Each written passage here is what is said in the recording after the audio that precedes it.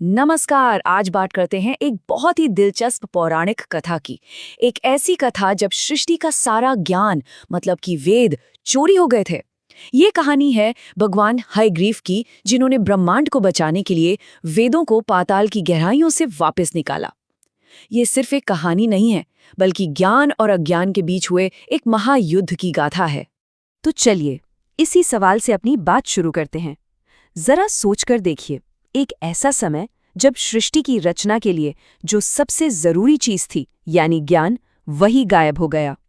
ये सिर्फ कोई मामूली चोरी नहीं थी, ये तो सीधे सीधे सृष्टि के अस्तित्व पर ही हमला था। ये कहानी शुरू होती है एक कल्प के अंत से। अब हिंदू पौराणिक कथाओं में कल्प समय का एक बहुत बहुत लंबा चक्र होता है, जिसके खत्म होने पर पूरी सृष्टि विलीन हो जाती है। मतलब उस समय न कोई पृथ्वी थी, न आकाश, न देवता और न ही इंसान।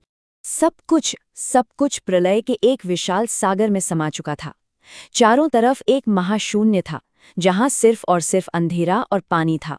कह सकते हैं कि एक नए युग की शुरुआत से पहले का गहरा सन्नाटा। और इसी असीम जल के बीचों बीच शेषनाग की शैया पर भगवान विष्णु योग निद्रा में लीन थे। ये एक तरह की दिव्य नींद होती है, जहां वो जागते हुए भी सो रहे होते हैं।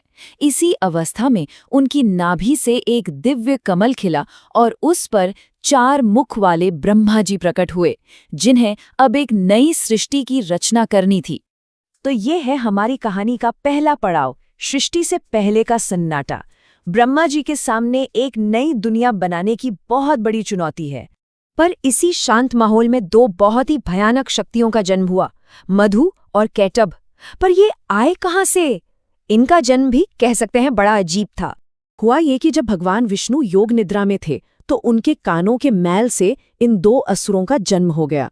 उनके शरीर पहाड़ों जितने बड़े थे, आंखों से आग की लपटें निकल रही थीं और जन्म से ही वे बेहिसाब शक्ति और अहंकार से भरे हुए थे।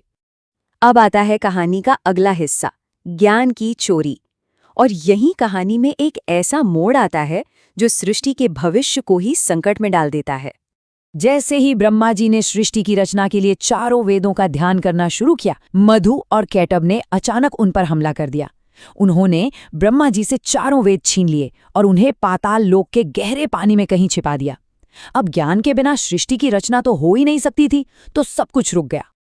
अब ब्रह्मा जी बिल्कुल अकेले पड़ गए, असहाय थे। ज्ञान के बिना रचना करना तो नामुमकिन था। उन्होंने मदद के लिए भगवान विष्णु की तरफ देखा, लेकिन वहां एक और समस्या थी। ब्रह्मा जी ने भगवान विष्णु को जगाने की बहुत कोशिश की, पर वो तो देवी महामाया के प्रभाव में गहरी योग निद्रा में थे। उन्हें जगाना ब्रह्मा जी के बस की बात नहीं थी। तब हार कर ब्रह्मा जी ने देवी आदि शक्ति की स्तुति की। उन्होंने प्रार्थना की, हे जगदम्बा, आप ही तो प्रभु की शक्ति हैं, कृपा करके उन्हें जगाइए।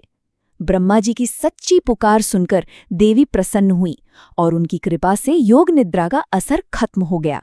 और फिर भगवान विष्णु ने अपनी आंखें खोलीं।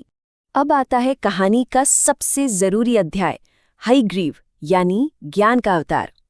जब विष्णु जी को इस पूरे संकट का पता चला, तो उन्होंने अज्ञान के अंधकार को मिटाने के लिए एक बहुत ही अनोखा रूप धारण किया।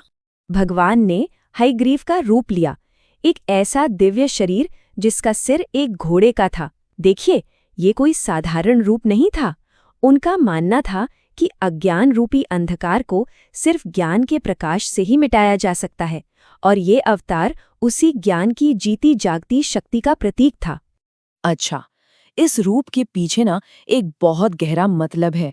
ऐसा माना जाता है कि घोड़े की जो तेज आवाज होती है, जिसे हिंग कहते हैं, वो सीधे सीधे वेदों के स्वरों से जुड़ी हुई है। इसीलिए वेदों को बचाने के लिए ये रूप सबसे सही था। तो अब भगवान हयग्रीव प्रलय के जल को चीरते हुए पाताल लोक की गहराइयों में जा पहुंचे, जहां मधु और कैटभ वेदों को लेकर बड़े गर्व से बैठे थे। अब समय था आखिरी टकराव का। उन दोनों असुरों और भगवान हयग्रीव के बीच एक भयंकर युद्ध छिड़ गया, जो कोई 1-2 दिन नहीं बल्कि हजारों सालों तक चलता रहा। मधु और कैटभ को एक वरदान था कि वे सिर्फ अपनी मर्जी से ही मर सकते थे, इसलिए उन्हें हराना लगभग नामुमकिन था। जब युद्ध को हजारों साल बीत गए, तब एक बार फिर देवी महामाया ने अपना खेल दिखाया। उन्होंने अपनी शक्ति से दोनों असुरों की बुद्धि को मोह लिया, उन्हें भरमा दिया। वो अपने अहंकार में इतने अंधे हो गए कि भगवान विष्णु की माया को समझ ही नहीं पाए और उनसे बोले, हम तुम्हारी वीरता से बहुत खुश हैं, तुम हमसे कोई वरदान मांगो। भगवान विष्णु तो बस मुस्कुराए। उन्होंने उन्हीं के अहंकार को उनके खिलाफ इस्तेमाल कर लिया। उन्होंने बड़ी शांति से कहा, अगर तुम सच में मेरी वीरता से खुश हो तो मुझे ये वरदान दो कि तुम दोनों मेरे ही हाथों से मारे जाओ। असुर अपने ही शब्दों के जाल में फंस चुके थे, लेकिन उन्हें लगा कि वो अब भी बहुत चालाक हैं। उन्होंने एक शर्त रखी, ठीक है, लेकिन हम सिर्फ वही मरेंगे जहां सूखी जमीन हो, जहां पानी न हो। उन्हें पूरा यकीन था कि वे बच जाएंगे, क्योंकि चारों तरफ तो सिर्फ प्रलय का महासागर ही था। लेकिन वो भगवान की लीला को कहाँ समझ पाते। भगवान विष्णु ने तुरंत अपना विराट रूप धारण किया, जो पूरे ब्रह्मांड जितना विशाल था। उन्होंने अपनी जंघों को उस महासागर से भी ऊपर उठा लिया, एक ऐसी सूखी जगह बना दी जहां पानी का नामो निशान नहीं था।